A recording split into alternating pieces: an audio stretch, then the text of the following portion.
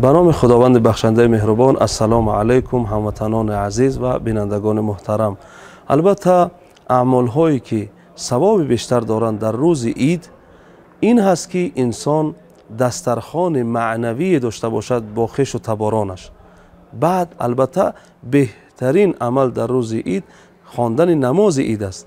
بعد اون همچنان گفتیم دسترخوان معنوی باید داشته باشد با اپا و خواهر و اکا و دادر و مادر و پدر و با خویش و تباران، با دوستان و نزدیکان، با کسانی که از اونها یعنی کسان دیگری سر نمیزنند پیش اونها رفتن، صحبت داشتن، همدردی کردن، دل برداشتن و این یعنی سیله رحمی را در این روز همه اونها را دیدن و با اونها یک دسترخوان معنوی داشتن. این از یکی بهترین عملها در روز نماز عید است.